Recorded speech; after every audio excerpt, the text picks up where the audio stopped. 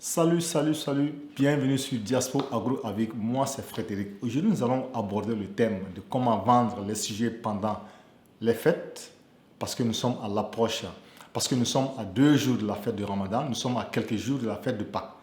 Donc, nous allons aborder ce thème, comment vendre tes sujets pendant ces fêtes-là. Et aussi, nous allons parler du piquage dans le poulailler, parce que j'ai eu un cas de piquage dans mon poulailler. Nous allons aborder ce thème, comment soigner le piquage et comment l'éviter aussi. Et sans oublier, nous allons parler de cette bonne nouvelle, parce que j'avais dit auparavant que c'est fort possible qu'à 4 mois et demi, on allait ramasser un œuf, on allait commencer à ramasser des œufs dans le poulailler. On se retrouve après le générique.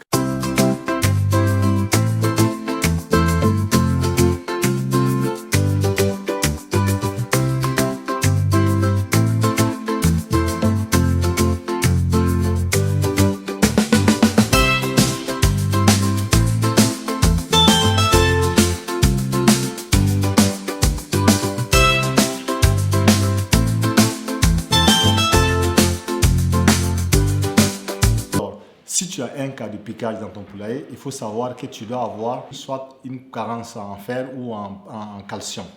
Ou bien c'est possible aussi que ce soit une question de place et une question de stress. Parce que généralement, quand les sujets n'ont pas assez de place, quand il n'y a pas assez d'espace dans le poulailler, cela entraîne une agressivité au sein du poulailler. Donc certainement, si tu as eu affaire à un piquage, certainement ça doit être soit un problème de place, une carence alimentaire, voilà, un truc comme ça. Donc, le piquage est dû à ça. Le piquage n'est pas du tout compliqué à traiter. Voilà, moi j'ai eu le piquage quand j'ai commencé l'élevage. Je crois que c'était il y a à peine 2 ans, 3 ans de cela. Quand j'ai pris mes Goliaths, à 3 mois, j'ai eu un cas de piquage. C'était vraiment un cas très avancé. 10 jours de cela, le basse-courrier m'envoie des images. Il s'agissait encore d'un cas de piquage. Les sujets ont 4 mois. Et quand j'ai vu les images, j'ai su automatiquement que c'était le piquage. Mais je n'ai pas voulu y réagir en même temps. J'ai dit, bon, ok, je vais attendre le lendemain, voir si ça continue ou pas. Et le lendemain, il n'y a pas eu de suite, il n'y a pas eu d'autres cas de piquage. Et 2 jours après, j'ai eu 2 autres cas de piquage. J'ai dit, ok, il faut courir vite, aller en pharmacie, chercher le procalcium. Alors, il allait chercher le procalcium. On a isolé les sujets qui sont agressés, les sujets qui sont blessés, parce que quand tu as un cas comme ça, il faut faire vite, tu les mets de côté. Parce qu'une fois quand le sang coule, les sujets vont prendre goût, ils vont boire du sang, et après ça, ça devient maintenant très, très grave. Donc du coup, on a isolé les 2 poules. Voilà. Et il allait chercher le produit. On a mélangé dans de l'eau, on a dilué ça dans de l'eau. On a pris une cuillerée à soupe pour 5 litres. D'autres prennent une cuillerée à soupe pour 10 litres. Mais nous, on a pris pour 5 litres parce qu'on avait déjà produit de l'aliment. Alors, il fallait diluer ça avec l'eau. Donc, c'est ce qu'on a fait. Et franchement, tout va bien. Depuis lors, on n'a pas eu encore d'autres cas de piquage. Voilà, si tu as un cas de piquage, alors il faut courir chercher le procalcium. C'est la meilleure solution. Alors, les images que tu vois présentement, c'est ces 2 poules-là qui ont été attaquées, qui ont été victimes du piquage. La 3e poule-là, non, c'est une poule qui a dû s'échapper du poulailler pour prendre un peu d'air fraîche dehors. Sinon, elle n'a pas de problème. C'est uniquement ces 2-là qui ont été victimes du piquage. Voilà, donc dans 10 jours, on va les mettre dans le lot. Et voilà, franchement, tout va bien, il n'y a pas de problème. Maintenant, parlons de la fête de Ramadan et la fête de Pâques. Qui parle des fêtes et qui est dans l'élevage parle aussi de la vente. Évidemment, il faut vendre les sujets pendant les fêtes. Et aussi, même si ce n'est pas les fêtes, on doit aussi les vendre parce qu'on élève pour vendre, pour consommer. Alors, avant de parler de la vente, moi je vais te dire le système que j'ai adopté pour atteindre ce stade-là et vendre. Dans le poulailler, j'avais 216. J'ai attendu ce moment des fêtes pour pouvoir faire le tri. Alors, après le tri, je me suis retrouvé avec 95 coques. Bizarre. En temps normal, quand tu prends les poussins, et quand les poussins vont atteindre peut-être 1 mois, et quand tu fais le tri, généralement, on a 2 fois plus de poules que de coques. Mais bizarrement, j'ai eu 95 poules et 116, non, j'ai eu 95 coques et 116 poules. Vous voyez, donc j'étais obligé de trouver une solution. J'étais obligé de faire la sélection parmi ces coques-là et vendre pendant ces fêtes. C'est un système que j'ai mis en place. J'ai mis du temps pour faire le tri. Oui, évidemment. J'ai même eu quelques questions pour quand je ne fais pas le tri. J'ai attendu d'abord ces moments, cette période de fête pour faire le tri et vendre les sujets que je veux vendre. Alors là, c'était le système que j'ai adopté. Parce que je pouvais faire le tri avant, mais j'allais vendre les sujets à combien, je ne sais pas d'abord. Je ne sais pas. Donc j'ai préféré attendre les fêtes pour faire le tri. Alors comme je me suis retrouvé avec 95 coques pour 116 poules, alors il fallait trouver une solution, vendre les coques. En temps normal, pour les 116 poules, on doit garder 25 coques. Parce que généralement, c'est 5 coques, 5 poules pour un coq ou 4 pour un coq. Alors moi, je préfère 5 pour un coq pour garder au moins 5 comme réserviste. Parce qu'on n'en sait jamais, tu peux tomber sur des maladies, tu peux tomber sur des poules, des coqs qui ne sont pas fertiles. Donc, il faut mettre toutes les chances de ton côté. Alors, moi, j'ai pris 30, je vais garder les 30. C'est avec ces 30-là que je vais accompagner les 116 poules. Parmi les 95, je vais garder 30. Je vais donner 14 entre la famille, les amis. Je vais donner 14 et le reste, je vais les vendre. Voilà. Donc, avant-hier, c'était quand on a eu 2 pertes. On a eu, on ne sait pas, c'était des Kirolairs. On s'est levé le matin, on a trouvé une poule qui était morte et un coq. Vous voyez? Et donc, on ne sait pas pourquoi, mais moi je crois que c'est dû à la chaleur. Parce que généralement, les Kirolairs ne supportent pas la chaleur. Et les deux pertes là, c'était des Kirolairs. Je me suis dit que c'est dû à la chaleur. Il me reste présentement 115 poules pour 30 coqs. Voilà, donc, ce qui veut dire que je vais vendre 50 coqs en tout. En ce moment, j'ai déjà enlevé les 30, j'ai déjà donné quelques poules et quelques coqs aux amis, en famille. Voilà, le reste, je vais les vendre. Et comme c'est à l'approche des fêtes, je vais profiter vendre ces coqs-là. Alors maintenant, combien je vends un coq? Vous savez, pour ceux qui me suivent depuis très longtemps, moi, j'ai pris d'abord des œufs de Goliath, j'ai mis dans la machine, j'ai eu des poussins. Et comme le nombre n'était pas suffisant, j'étais obligé de prendre, j'ai pas eu assez de poussins, j'ai eu 100 et quelques.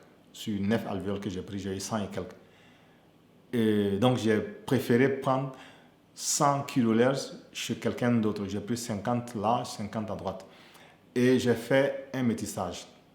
C'est-à-dire qu'entre les sujets, il y a quand même, je crois, 2 semaines, 3 semaines entre le premier et la troisième. Vous voyez. Donc, si bien que quand les coqs ont grandi, ils n'ont pas les mêmes gabarits. Les coqs les coqs Goliath, c'est-à-dire que les coqs que j'ai eu à l'issue de l'éclosion, de la première bande, les Goliath, là je les vends à 6500. Et les coqs qui sont issus aussi des Goliath, mais de la deuxième, je les vends à 6000, la taille, parce que la taille est différente par rapport à la taille des premiers. Et les derniers, je les vends à 5000, parce que là encore, ils ne sont pas petits, ils ne sont pas aussi très grands. Voilà, donc je vends ça à 5000, 6500 et 6000. Et franchement, j'ai les preneurs. Les gens viennent prendre 5, 6, 3, 2, 1. Mais je ne vends pas ça aux revendeurs. Pourquoi? Parce que j'ai eu un client, un revendeur qui était intéressé et qui allait prendre tout. Mais à quel prix? Je dis non. Si tu es intéressé, tu viens prendre au prix que moi j'ai fixé. Et à toi de voir comment est-ce que tu vas les vendre à ton prix. Moi, mon prix est fixe pour l'instant.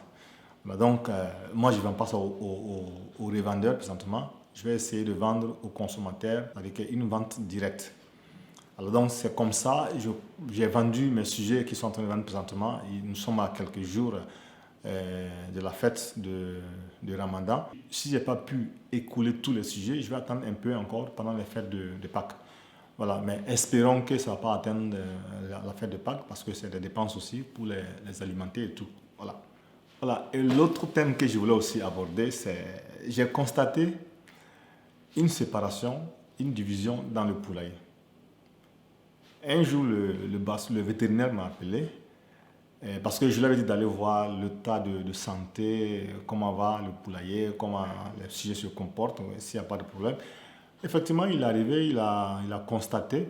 Il me dit non, il n'y a pas de problème, tout est bien, il n'y a pas un problème, il n'y a pas de souci de santé. Il me dit non, c'est qu'il a constaté qu'il y a une division dans le poulailler. Qu'il a constaté que les Goliaths sont de l'autre côté et les Kyrolers sont de l'autre côté. Parce que c'est des sujets que j'ai pris différemment, je n'ai pas pris ça ensemble. C'est des poussins qui sont venus de différents coins, les Kyrolers là, et les Goliaths là sont issus de l'éclosion, les œufs que j'avais pris chez mon ami Omar.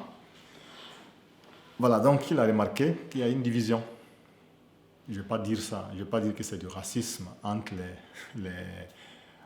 les oiseaux, mais il faut reconnaître que c'est des êtres vivants, donc ils savent quand même faire une distinction entre eux. Voilà. Et donc après, j'ai consulté le basse-courrier, parce que c'est lui qui est avec eux depuis fort longtemps. Il me dit effectivement, quand les sujets sont arrivés, quand les poussins sont arrivés, quand on a eu l'éclosion et qu'on a amené les Kyrolers de gauche à droite, 2 semaines après, il y a eu une séparation.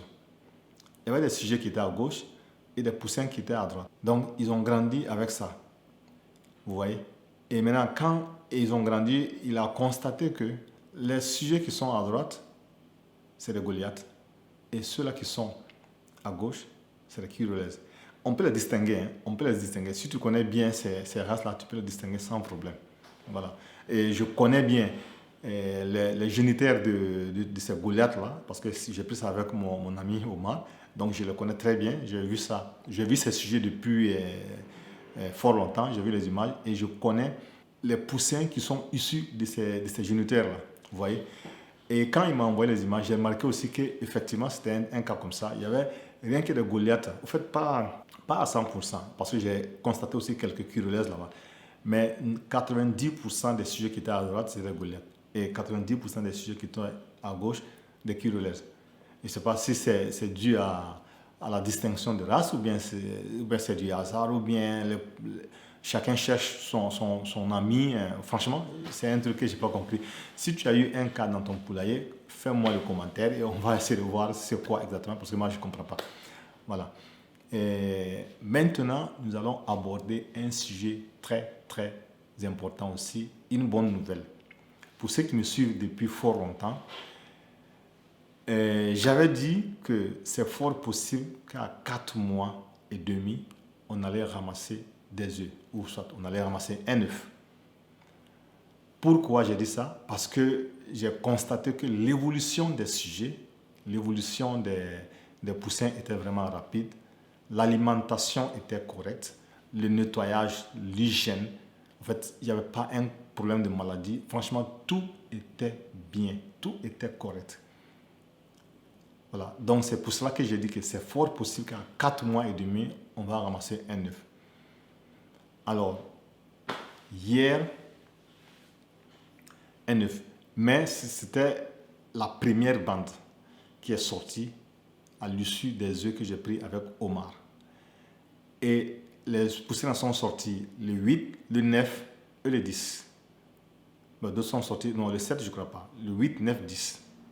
Donc, 10 décembre, 10 janvier, 10 février, 10 mars. Ça fait 4 mois. 4 mois. Nous sommes en mars. Nous sommes au 29. Parce que ils m'ont envoyé les images là hier. 29 mars. Donc du 10 au 29, ça fait 4 mois, 20 jours. 4 mois, 19 jours. Donc on a ramassé le premier œuf hier, à 4 mois, 20 jours. À 4 mois, 20 jours, on a ramassé le premier œuf. Ce que j'avais dit, effectivement, c'est ça, parce que l'évolution était vraiment...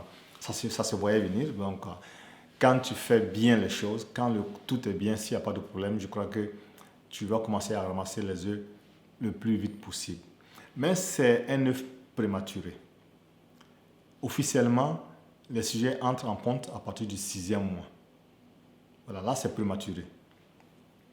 On va attendre encore à 5 mois, 5 mois et demi, on peut espérer commencer à mettre les œufs dans la machine. Espérons qu'il n'y aura pas de problème. Espérons que les choses vont continuer comme ça sans aucun problème.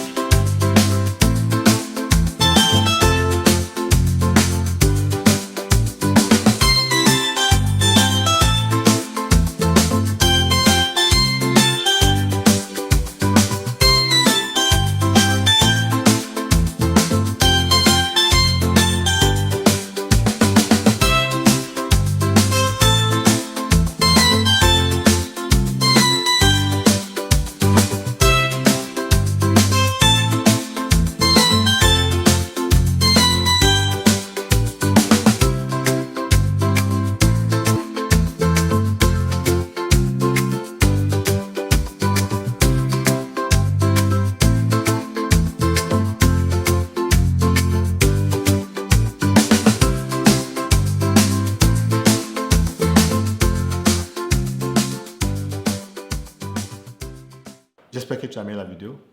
On se retrouve à la prochaine.